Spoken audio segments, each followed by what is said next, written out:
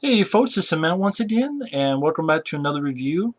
Thanks to Classic Rocker, it was nice of to send me all these, including Demolition High. And I'm really glad that he sent me this because I didn't have this one. I have the sequel. Yeah, this got a sequel, Demolition University, which, to be perfectly honest, is not as good as Demolition High. And I know a lot of people are like, well, this isn't good either. Well, if you think this is bad, Demolition University, the sequel, is worse. It also stars Corey Haim like this does, but that one, not much happens. But Demolition High, obviously it must have been successful enough on video if it got a sequel. And this is one of those films that I liked, but it's hard to defend it as well. It's like, I can't say it's a good movie, but I liked it. I can defend Cobra. I can defend Hard Target, Leviathan. There's a lot of movies I can defend. And I do, and I have. It's hard not to defend Demolition High. If people saw Demolition High and said, oh, this is shitty, that's one of those times I'm like, I can't defend that. Because it's very low budget. The director is Jim Wynorski. Now, Jim Wynorski, this guy, I really enjoy Choppy Mall. But he also did The Return of Swamp Thing, which I know some of my friends like. I don't. He did... I haven't seen 1976 Evil 2, but yeah, Munchie. Not Munchies. Munchie. This is a more family one. Which got a sequel, Munchie Strikes Back. You got Ghoulies 4, which was a piece of shit. Stealth Fighter as Jay Andrews. Final Voyage as Jay Andrews. Agent Red, reshoots, uncredited. That was a piece of shit. Ablaze. That was a piece of shit. Gale Force with Michael Dudikoff, Tree Williams. That was a piece of shit. A shitload of Blair Witch projects. It's Blair Witch, but with tits.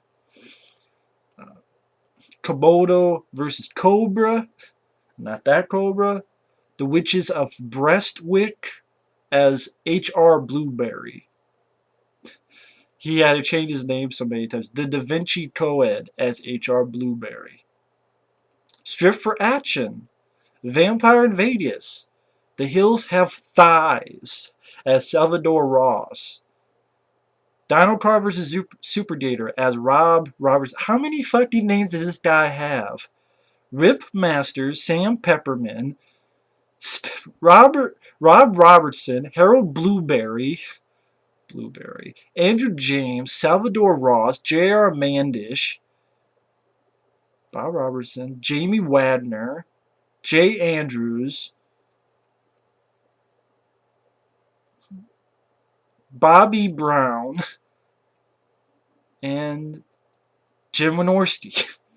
Oh, Noble Henry. Jesus, Arch Stanton. Jesus Christ, this guy has more fucking names. This is more fucking names than people are in this movie. No, not really. But Jesus Christ, Jim Wynorski. How many times has he? So many pseudonyms. God damn. But anyway, Demolition High. Pretty much it's Die Hard in a high school, starring Corey Haim. And I like Corey Haim. I miss Corey Haim. I'll be perfectly honest, I was more of a Corey Haim fan than a Corey Feldman fan. I like Corey Feldman, but if I had to pick between the two, I was always a bigger Corey Haim fan because I enjoy Watchers. I grew up with that film. Silver Bullet, I really enjoy. The Lost Boys, of course, with him and Feldman. I know they did Dream a Little Dream 1, which I'm not really a big fan of. 2, actually I like that one more than the first one, but, you know. Blown Away, not the one with Jeff Bridges and Tommy Lee Jones. This is another Blown Away. That was a piece of shit. But Corey Haim, I haven't seen Lucas. But Corey Haim, you know, there's a lot of movies he's done that I really, you know, I just really liked the guy. And he's sorely missed for me. I liked him. And I liked him in the film. I know some people make fun of him for it. I liked him in the film. He's one of the reasons why I enjoy the film. I mean, he's not a good film. Jeff Kober is the bad guy, and Jeff Kober, I always will love him from The First Power with Lou Diamond Phillips. See, The First Power, that's a film I can defend. With defend with my fists or whatever. You know, it's With Lou Diamond Phillips, Jeff Kober's the bad guy, the first power. Love that movie. He's the bad guy here. He's one of the terrorists, and you also have a female henchman. Well, one of the henchmen. And pretty much they steal his missile from his power plant. And you have an appearance by George Buttflower. This is a guy who John Carpenter used a lot. I remember him in Escape from New York when he's like, I'm the president. Yeah, I knew if I had this, I'd be president. Or he was in They Live. He's been in a lot of films, Buttflower. He gets shot. And pretty much they go, they steal this missile. And they're gonna, they didn't steal from a power plant, but they stole this missile. They get chased by cops into the school, and they take it over. And the whole plan is they say that they want this, and it's pretty like Die Hard. They make you look like they're terrorists, but it's really a heist. And when I mean heist, I mean like something about the plate. This little town also has, it's the most money that gets burnt. Like it's something with currency that no one uses anymore. The money gets burnt, and it's funny that no one realizes this until the ending. Like maybe that's a reason. And like the missiles are pointed at the power plant, so do some damage. Meanwhile, during this, Corey Haim is a new kid at the school. He was from the Bronx. These bullies are assholes to him, and he dodges them, makes them look like fools. And they try to make it seem like Corey Haim's a martial artist, but you never buy it. You just don't buy it. I'm sorry, you don't buy it. But I like Corey Haim, and I like some of the lines. Like for example, these bullies, these assholes are peering through the locker room, and they leave, and Corey Haim's wondering what's going on, and the security guard gets him. And he says, "You slapped my ass in the locker room? You called me a bird?" Getting out of fights, with a good bluff.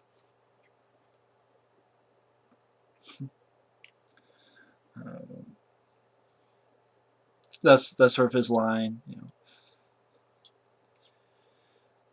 And pretty much when he gets sent to the principal, and then that's when the shit hits the fan, and he gets out of there. And there's also this girl and one of the bullies who was fucking with him before. And pretty much the rest of the film, again, it's like Die Hard in a high school, only it's very, very low budget. Alan Thicke, who is the father in Growing Pains, he's Corey Haim's father, who happens to be a cop. And, they had moved from the big city to the small town. And, Alan Thicke, okay, I'm fine with Alan Thicke. And the FBI gets there, and again, it plays a lot like Die Hard, only ultra, ultra low budget. Like, later on, when you see explosions, you obviously tell it's really cheap model work. And the way that Corey Haim picks off these bad guys. I mean, I'll say this. I had more fun with this than fucking Masterminds, which had Patrick Stewart in it. I don't like Masterminds. I'd rather watch this than Masterminds. I don't know if I had more fun with this or the one with Dolph Lundgren. The Detention. I don't know. I'd have to watch Detention again, but I mean, it's how he kills the bad guys. I mean, like him and the two others, he tells them to go in this lab, and they turn on the gas, and he give me a smoke and give me your lighter, and he throws it, and it burns up and burns the guy up. He gets into a shop class, and he makes the floor slippery, and he turns his saw on and gets it ready. So the bad guy slips and goes head first into a saw. This saw.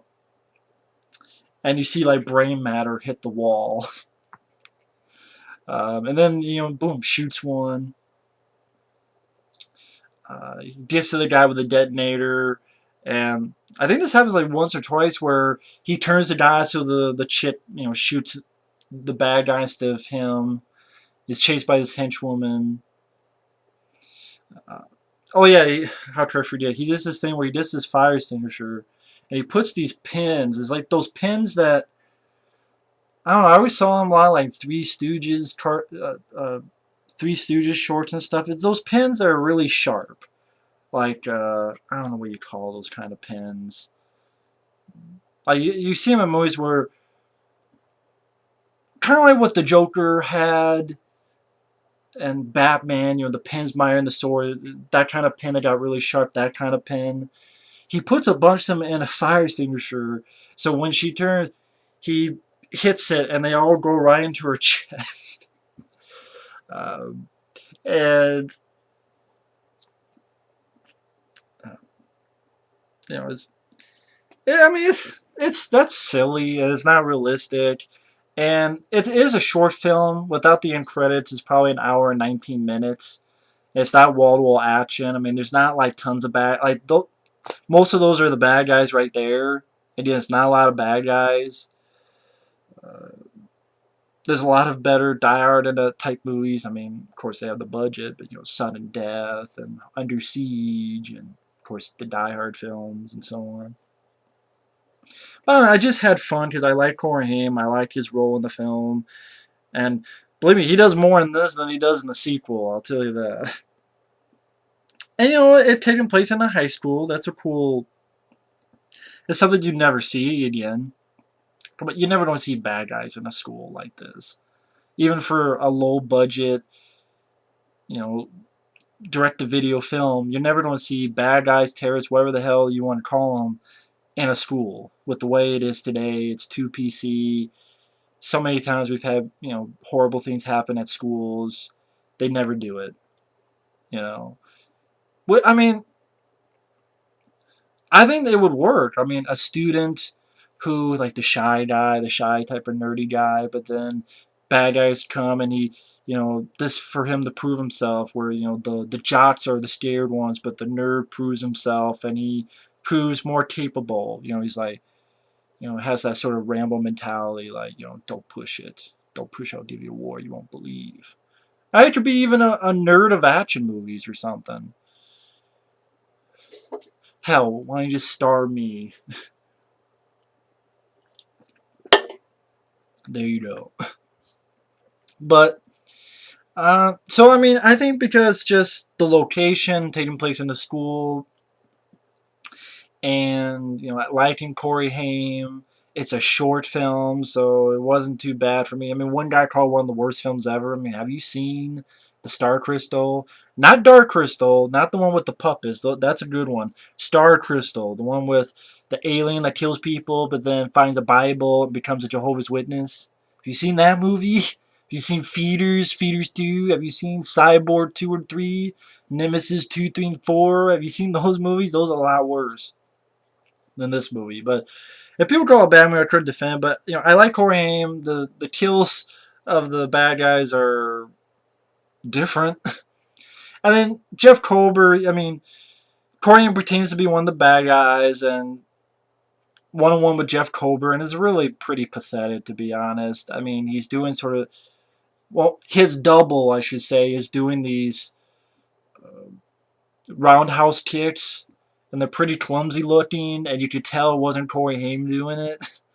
And again, they're pretty clumsy, and somehow he does like 2 or 3 of these just roundhouse clumsy kicks, and that gets Jeff Colbert, the main bad guy, out the window and dead.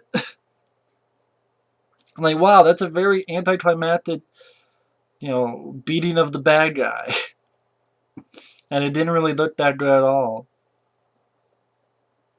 With an obvious double. I could tell it wasn't Corey Haim, I could tell.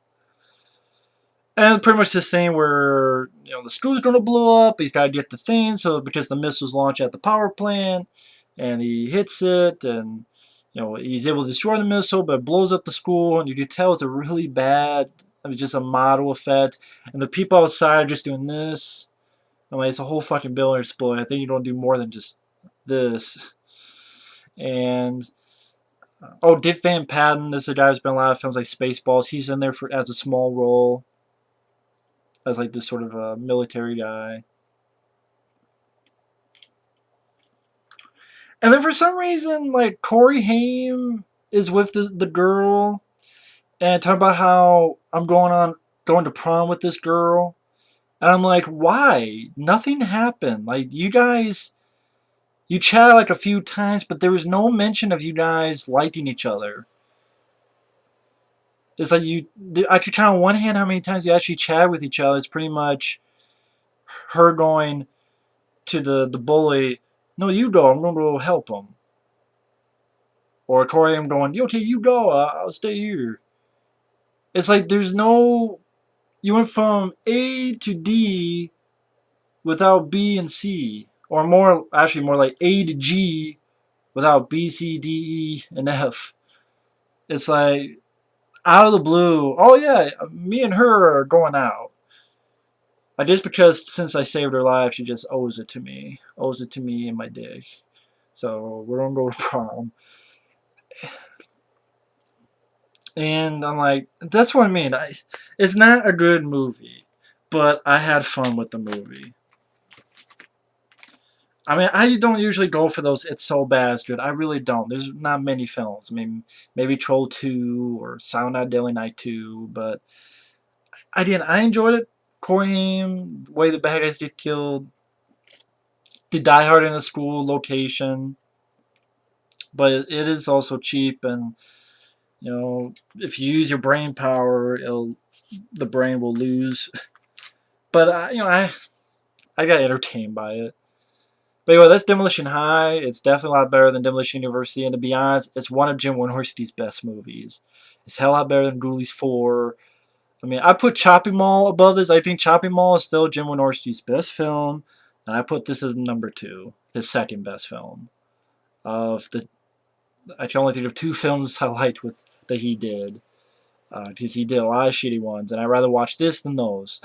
And again, it's such hour and 19 minutes, and I'm glad I have it because I miss Corey Haim. I like Corey Haim. I liked seeing Corey Haim in this film. I think that's really what it was at the end of the day. I don't like Blown Away, which him and I think Nicole Eggert and Corey filmed. That was a piece of shit. And Dream a Little Dream, I was not a fan of, to be honest. But there's a lot of other Corey Haim, and again, I like the guy. I miss the guy. So rest in peace, Corey Haim. A lot of people. Um, I don't think I'm the only guy who misses him. But it's just you can't do drugs, man. And I know at the end I don't think it was that, but that catches up with you. When you do that stuff, it catches up in the long run. Even when you stop doing it, doesn't mean you won't die from it. Even if you stop, it's like your body took a pounding for a while. It's gonna catch up even if you stop. So it's sad. But anyway, didn't mean to end this review on a down note, but Corey Haim, really missed the guy. But either way, thanks for watching. Take care, and we'll see you later. Bye bye.